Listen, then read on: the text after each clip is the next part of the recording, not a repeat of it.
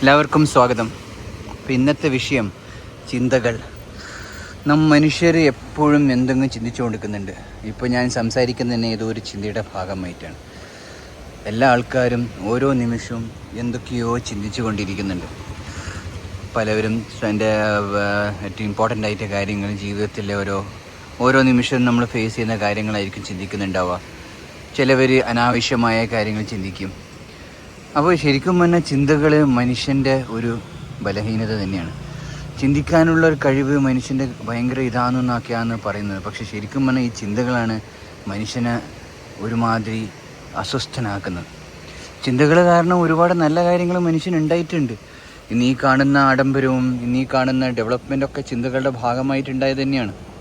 പക്ഷേ ആ ആഡംബരങ്ങളും ഇതൊക്കെ അവസാനം മനുഷ്യനെ അസ്വസ്ഥനാക്കിയിട്ടേ ഉള്ളൂ.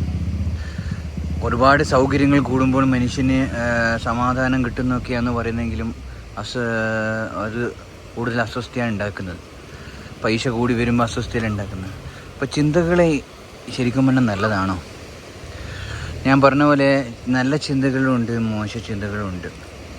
തീർച്ചയായിട്ടും നല്ല ചിന്തകൾ നമ്മളെ സമാധാനവും സന്തോഷവും ഒക്കെ നൽകും. അതേറെ മറിച്ച് അനാവശ്യ ചിന്തകൾ, മോശം ചിന്തകൾ നമ്മളെ കൂടുതൽ ദുഃഖത്തിലേക്കാണ്. അനാവശ്യ ചിന്തകൾ കഴിയുന്നത്ര കുറയ്ക്കുകയാണ് ചെയ്യേണ്ടത്. അതിപ്പോൾ എന്ത് ചെയ്യാൻ പറ്റും? നമ്മൾ എപ്പോഴെങ്കിലും ഫ്രീ ടൈമിലൂടെ അപ്പോൾ വേണ്ടാത്ത ചിന്തകളെ വരിക അല്ലേ? കൂടുതൽ അനാവശ്യ ചിന്തകളായിരുന്നു. ഇവൻ നല്ലതായിരിക്കും, അവൻ അതായിരിക്കും. നമുക്ക് അത്യാവശ്യം ആ സന്ദർഭത്തിൽ വേണ്ട ചിന്തകളാണ്, പിന്നെയും കുഴപ്പമില്ല. പക്ഷെ കൂടുതലും നമ്മൾ കുറച്ച് നേരം സമയം കിട്ടി അപ്പം നമ്മൾ ചിന്തകളിലേക്ക് പോവാണ്, നൊസ്റ്റാൾജിയിലേക്ക് പോവും, അത് പോവും. അങ്ങനെ നമ്മുടെ സമയം വ്യർത്ഥമാണ്. ആ അനാവശ്യ ചിന്തകൾ കാരണം മനുഷ്യൻ അസ്വസ്ഥനാവും, പലതും മോശം ചെയ്യും, മോശം പ്രവൃത്തികളൊക്കെ ചെയ്യും അല്ലേ? നല്ല ചിന്തകൾ വന്നിട്ട് നമുക്ക് സന്തോഷം വരും. ചിന്തകളും സാഹചര്യം അനുസരിച്ചാണ്. അപ്പോൾ ചിന്തകളും നമ്മുടെ സാഹചര്യം അനുസരിച്ചാണ് വരുന്നത്. പൊതുവേ ആ ദിവസം നല്ല കാര്യങ്ങൾ മാത്രം വരുമ്പോൾ നമ്മുടെ ചിന്തകളും നല്ലതിലേക്ക് കിടക്കും. ആ ദിവസം നമുക്ക് നിർഭാഗ്യമാണെങ്കിൽ പൊതുവേ നമ്മുടെ ചിന്തകളും ആ രീതിയിലായിരിക്കും. ചിന്തകളില്ലാതെ വരുമ്പോഴാണ് നമുക്ക് കുറച്ചും കൂടി സമാധാനം വരുന്നത്. കാരണം നമ്മൾ ആലോചിച്ച് നോക്കി കഴിഞ്ഞാൽ നല്ല ചിന്തകൾ വരുമ്പോൾ പൊതുവേ അതിന് ശേഷം മോശവും വരും അല്ലേ? എന്ത് നല്ല ചിന്തയിനപ്പുറം നമുക്കൊരു ഡൗട്ട് വരും, അയ്യോ അത് തീർച്ചയായിട്ടും മോശവും നല്ലതും ഇങ്ങനെ ഇടകലർന്ന് മാറി നമ്മൾ ചിന്തിക്കുന്നതാണ് ഏറ്റവും വലിയ കുഴപ്പം. ശരിക്കും പറഞ്ഞാൽ അത് നല്ല ചിന്തയായാലും മോശം ചിന്തയായാലും നമ്മൾ ആ നല്ലത് ചിന്തിക്കുമ്പോൾ പൊതുവേ സാഹചര്യം മോശമാകുമ്പോൾ നമ്മൾ മോശത്തിലേക്ക് കിടക്കും.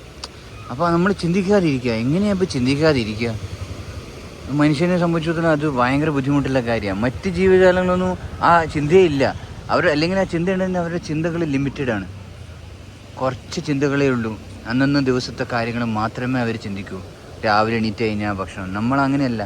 നമ്മൾ ഫ്യൂച്ചറിന് വേണ്ടിയിട്ടാണ്, നമ്മൾ ഭാവിക്ക് വേണ്ടിയിട്ടാണ് അന്ന് ചിന്തകൾ മുഴുവൻ. എങ്ങനെ പൈസ കൂടുതലാക്കാം, പൈസ കൂടുതൽ സേവ് ചെയ്യാം, ഇങ്ങനത്തെ ചിന്തകൾ ഓരോ ദിവസവും നമ്മൾ ഇല്ലാതാക്കുകയാണ് ചെയ്യുന്നത്. നമ്മളുള്ള നിമിഷം നമ്മൾ നഷ്ടപ്പെടുത്തുകയാണ് ചെയ്യുന്നത്. പക്ഷേ ഇപ്പോൾ അങ്ങനെ നിങ്ങൾ ചോദിക്കുന്നത് ഞാനിപ്പോൾ ചിന്തിച്ച് എൻ്റെ ഈ സമയം വ്യർത്ഥമാക്കല്ലേ? അല്ല, അത് അതിൻ്റെതായ നമ്മൾ വളരെ ഫ്രീ ടൈം കിട്ടുമ്പോൾ ഇങ്ങനത്തെ കാര്യങ്ങൾ കുറച്ച് ചിന്തിക്കുക, കുറച്ച് മനസ്സിന് ആശ്വാസപരമായിട്ടുള്ള കാര്യങ്ങൾ ഉണ്ടാക്കുക. അതായത് നമുക്ക് കൂടുതൽ ചെയ്യാൻ പറ്റൂ. ഇല്ലാതാക്കാൻ നമ്മളെ കൊണ്ട് പറ്റില്ല. എന്തായാലും ഏതെങ്കിലും കാര്യങ്ങൾ വരുമ്പോൾ നമുക്ക് എന്താ പറയുക, ഇങ്ങനെ ഒരു നേരം പോക്കിന് വേണ്ടിയായാലും ശരി, നല്ല നമ്മുടെ മനസ്സിനെ ശാന്തമാക്കുന്ന ചർച്ചകളും ചിന്തകളും ഒക്കെ പോവുക. അപ്പോൾ കുറച്ചുകൂടി ആശ്വാസം കിട്ടും. അങ്ങനെ ഇത് പറഞ്ഞ് ഒരു ദിവസം എൻ്റെ ചിന്തകളൊക്കെ നിൽക്കും. അതാണ് ആ ടൈമാണ് നമ്മുടെ ജീവിതത്തിൽ ആത്മാവിലേക്ക് ലയിക്കുക എന്ന് പറയാം. അതുവരെ നമ്മൾ ചിന്തിച്ചുകൊണ്ടിരിക്കും, പറഞ്ഞുകൊണ്ടിരിക്കും. അപ്പം നമ്മൾ കൂടുതൽ ആത്മാവ് എടുത്തു കഴിഞ്ഞാൽ പിന്നെ ചിന്തയില്ല, പറച്ചിലുമില്ല. ഇവിടെ രമണ മഹർഷി നമുക്കറിയില്ലേ? രമണ മഹർഷി അത്രയും ദിവ്യത്വം നേടിയതുകൊണ്ട് ചെറുപ്പം മുതൽ അധികം സംസാരിക്കില്ല, ഒന്നുമില്ല. എന്തൊക്കെ സംഭവം അന്ന് നടന്നു അല്ലേ? സ്വാതന്ത്ര്യ സമരം അടക്കം ഒരുപാട് സംഭവ വികാസങ്ങൾ അന്നത്തെ കാലത്ത് നടന്നു. രമണ മഹർഷി ഒന്നും ഇടപെട്ടില്ല, അനങ്ങാണ്ടിരുന്നു. എന്തുകൊണ്ട്? നമ്മൾ വിചാരിക്കും രമണ മഹർഷി എന്താ ഇത് ഒരുമാതിരി ഇങ്ങനെ ആവണോ എല്ലാവരും? അല്ല, രമണ മഹർഷിക്ക് ശരിക്കും പറഞ്ഞാൽ ആത്മാവിൻ്റെ ഇത് മനസ്സിലായി. ഇനി ചിന്തിച്ചിട്ട് കാര്യമില്ല. എല്ലാം മനസ്സിലായി ചിന്തിക്കുക. പിന്നെ എന്ത് ചിന്തിക്കാനാ? അപ്പോൾ എനിക്ക് ഈ സത്യമൊക്കെ മനസ്സിലാക്കി കഴിഞ്ഞാൽ പിന്നെ ഈ വീഡിയോ ചെയ്യേണ്ട ആവശ്യമില്ല. ഞാൻ ആ ലെവലെത്തിക്കഴിഞ്ഞാൽ പിന്നെ ചിന്തിക്കണോ, പിന്നെ ക്വസ്റ്റ്യൻസ് ഒന്നുമില്ല. അതുവരെ നമ്മൾ ചോദ്യങ്ങൾ ചോദിച്ചുകൊണ്ടിരിക്കും. ചോദ്യം ചോദിക്കുന്നത് നല്ല ഇതിലേക്ക് അതാണ് ചിന്തകൾ നല്ലതിലേക്കാക്കാൻ നോക്കുക. നമ്മളതേ ചെയ്യാൻ പറ്റും. നമുക്ക് രമണ മഹർഷിനെ പോലത്തെ ഒരു കഴിവൊന്നും നമുക്ക് ജന്മനാ കിട്ടിയിട്ടില്ല. ആത്മാവിനെ പെട്ടെന്ന് തിരിച്ചറിയാനും ആത്മസാക്ഷാത്കാരം നേടാനൊന്നും നമുക്ക് പെട്ടെന്ന് കിട്ടിയിട്ടില്ല. അതുകൊണ്ട് നമ്മളിങ്ങനെ ചിന്തിച്ചുകൊണ്ടിരിക്കും. അത് തടയാൻ പറ്റൂല. ചിന്തകളെ തടയല്ല ചെയ്യേണ്ടത്, ചിന്തകളെ നമ്മൾ നിരീക്ഷിക്കുക. എന്നിട്ട് എന്തുകൊണ്ട് നമ്മൾ നല്ലത് ചിന്തിക്കുന്നു, എന്തുകൊണ്ട് നമ്മൾ അതിൽ മോശം രീതിയിലേക്ക് കടക്കുന്നു, അത് കഴിയുന്നത്ര കുറക്കുക. ചിന്തകളെ തടയാൻ നിൽക്കുന്നതാണ് നമ്മുടെ പ്രശ്നങ്ങൾ മൊത്തം വരുന്നത്, അല്ലേ? ചിന്തകളെ തടയുമ്പോൾ അങ്ങനെ ചിന്തിക്കരുത്, കോൺസെൻട്രേറ്റ് എന്ന് നമ്മളെ ശക്തമായി മനസ്സിനെ താക്കീത് ചെയ്യുന്നു. അപ്പോൾ നമ്മൾ മനസ്സിനെ ഭയങ്കര പ്രഷർ ഇടുന്നു. മനസ്സിന് പ്രഷർ ഇട്ടിട്ട് മനുഷ്യന് തലവേദനയാവൂലേ? അപ്പോൾ നമ്മൾ എന്ത് ചെയ്യുന്നു, അത് കൂടുതൽ തലവേദന ഉണ്ടാക്കുകയാണ്. അതിന് പകരം ചിന്തകളെ അങ്ങനെ തന്നെ ഫ്രീ ആയിട്ട് ഒഴുകുക. ചിന്തിക്കട്ടെ, ഒരു കുഴപ്പമില്ല, ഒരു പ്രശ്നവുമില്ല. ചിന്തിച്ച് കഴിയുമ്പോൾ ചിന്തത്തിനൊരു അന്ത്യം ഉണ്ടാവുമല്ലോ. അതിന് ശേഷം അത് നമ്മൾ നിരീക്ഷിക്കുക. ചിന്തകളെ നിരീക്ഷിച്ചിട്ട് ഇത് എന്താ ചിന്തിക്കുന്നത്, ഇത് നമ്മുടെ ജീവിതത്തിൽ എന്തെങ്കിലും ഗുണം ചെയ്യുന്നുണ്ടോ എന്ന് അതിനെക്കുറിച്ച് അപ്പോൾ ആ ചിന്തകൾ നമ്മൾ നിർത്തുന്നില്ല എന്നല്ല നമുക്ക് സ്വയം ബോധ്യമാവും. പിന്നെ നമ്മൾ ആ മോശം ചിന്തകൾ വിടൂല, നമ്മൾ ചിന്തിക്കൂല. അപ്പോൾ നമുക്ക് കുറച്ചൊരു ആശ്വാസം, പിന്നെ നല്ല നല്ല ചിന്തകളിലേക്ക് എടുക്കും. ഇപ്പോൾ ഇത് ആത്മാവിനുള്ള അന്വേഷണത്തിൻ്റെ ഭാഗമായിട്ട് ഞാൻ ചിന്തിക്കുന്നതാണ്. അത് എൻ്റെ മനസ്സിന് നല്ല ആശ്വാസം നൽകുന്നുണ്ട്, അല്ലേ? ഇത് നിങ്ങളോട് ഷെയർ ചെയ്യുമ്പോൾ പറയുമ്പോൾ അത് എനിക്കൊരു ആശ്വാസം നൽകുന്നുണ്ട്. ആത്മാവിന് കൂടുതൽ അറിയാൻ പറ്റും. എൻ്റെ മനസ്സിലുള്ള കളങ്കം, എൻ്റെ മനസ്സിലെ വ്യർത്ഥമായ ചിന്തകളും ക്വസ്റ്റ്യൻസൊക്കെ ഇങ്ങനെ പറയുമ്പോൾ അത് കേൾക്കാൻ ആരുമില്ലെങ്കിലും പറഞ്ഞ് തീർക്കുകയാണ് ചെയ്യുന്നത്. കേൾക്കാൻ ഒരാളുണ്ടെങ്കിൽ നല്ലതിനെ, പക്ഷെ നമുക്കത് നമ്മൾ പറയുന്ന എല്ലാം ജനങ്ങൾ കേൾക്കണമെന്നില്ല. എന്ത് ആധ്യാത്മിക ക്ലാസ് എടുത്ത് നോക്കിയാലും അതിന് താല്പര്യപ്പെട്ട വ്യക്തികളെ വരൂ. അപ്പോൾ ഗുരുനാഥൻ പറയുകയാണെങ്കിൽ എനിക്ക് ആരുമില്ല, ഞാൻ എന്തിനാ പറയുന്നതെന്ന് എഴുതി നിന്ന് കഴിഞ്ഞാൽ അങ്ങനെ ആളുകൾ കുറവുള്ള സദസ്സിൽ പറഞ്ഞ് നോക്കേണ്ടി വരും. അതിനായിട്ട് എത്രയോ ഭേദമാണ് നമ്മുടെ ആത്മാവിനോട് ഇങ്ങനെ സംസാരിച്ചു കൊടുക്കുക.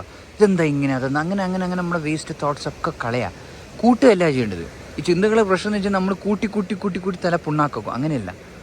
ഇതിന് നമ്മൾ നിരീക്ഷിക്കും, ഇത് നമ്മുടെ ജീവിതത്തിന് എന്തെങ്കിലും ഗുണമുണ്ടോ? ഈ ചിന്തകൾ ആശ്വാസം നൽകുന്നുണ്ടോ നമ്മുടെ മനസ്സിന്? എനിക്ക് ആശ്വാസം കിട്ടുന്നുണ്ട് ഇതൊക്കെ കേൾക്കുമ്പോൾ, ഇതൊക്കെ പറയുമ്പോൾ.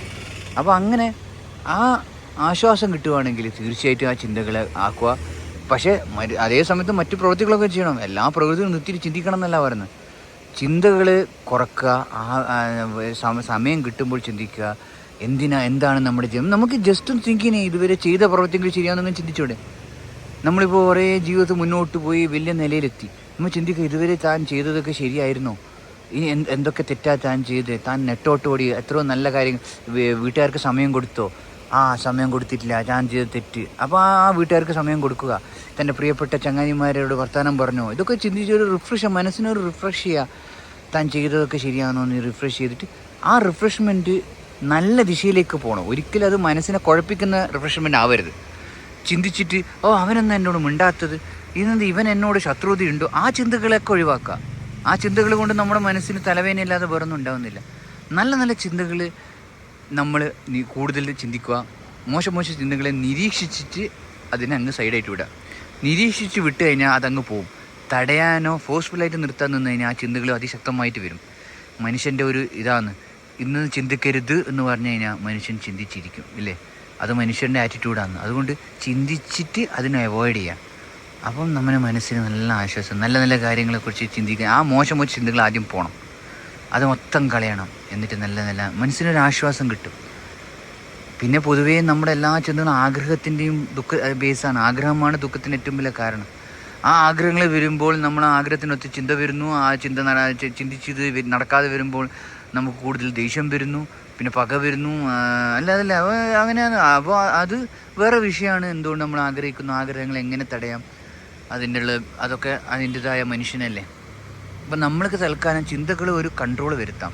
ചിന്തകളെ നിരീക്ഷിച്ചിട്ട് അത് ഫിൽട്ടർ ചെയ്ത് കളയാനുള്ള ഒരു ചെയ്യുന്നത് നല്ലതായിരിക്കും. നമുക്ക് മനസ്സിന് നല്ല ആശ്വാസം നൽകുന്ന ചിന്തകളും പ്രവൃത്തികളും ചെയ്യാം. അപ്പോൾ നമസ്കാരം, കാണാം ഇനി അടുത്ത ക്ലാസ്.